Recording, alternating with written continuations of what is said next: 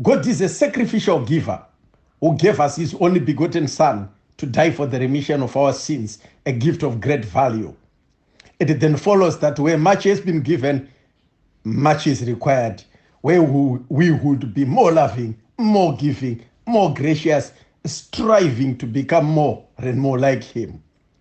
Whilst there could be some who may try to suppress the idea of giving, we have to freely give because we have freely received. Matthew 10:8.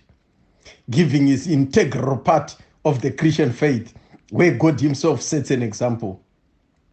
Even the disciples themselves were taught about giving in Matthew 6:2-3. God hates selfishness, and blessed is the hand that giveth than the one that taketh. A story is told in Luke 12:18-20 of a gentleman who had a bumper harvest and wanted to tear down his barns and build bigger ones to store up his plenty grain and goods for many years, thinking he would eat and be merry. But he was regarded a fool, and his life was unfortunately cut off that night. He was not rich towards God. Watch out, be on the guard against all kinds of greedy. Life does not consist in any abundance of possessions, Luke 12:15. Wealth is worthless in the day of wrath, Proverbs 11:4. Cast thy bread upon the waters, for thou shalt find it after many days. In the morning sow thy seed, and even in the evening do not withhold thy hand. Ecclesiastes 11:1-6. Give to everyone who asks you, Luke 6:30. Do not withhold good from those from whom it is due, when it is in your power to act, Proverbs 3:27. There are those that long all day for more, but the righteous give and do not hold back, Proverbs 21:26. Whilst there are those that are greedy for more, the godly love to give. Whoever loves money never has enough. Whoever loves wealth is never satisfied with their income, Ecclesiastes 5:10. Do not be hasty to get rich, give. Those that gathered much did not have any leftovers, and those that gathered little did not lack. Don't trust your cleverness. Do not even wear yourself out to get rich, Proverbs 23:4. Simply lay up yourself treasures in heaven, where neither moth nor rust doth corrupt it.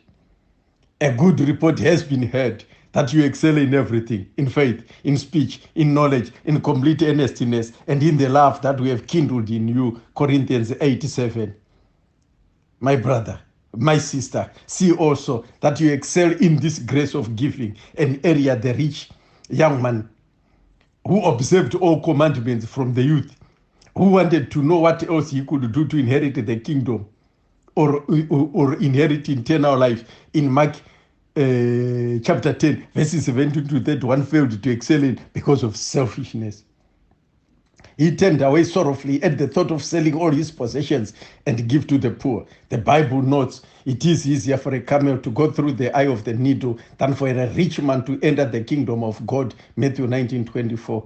People get offended when it comes to high-level faith, giving. To be a giver is a sign of great maturity in God. Show me your faith, and I show you my works, because faith without works is dead. Let no one deceive you. For as long as the earth remains, seed time and harvest time will not cease, Genesis 8:22. If you crown the year with your bounty, in return your wagon tracks will overflow with abundance, Psalm 65:11. Ever since we stopped burning incense to the Queen of Heaven and pouring out drink offerings to her, we have had nothing and have been perishing by the sword and famine, Jeremiah 44:18. Give. Gifts can open the way and usher givers into the presence of the great, Proverbs 18:16. Proverbs 3:9 says, we reverence God through our substance, our wealth. So giving is a form of worship.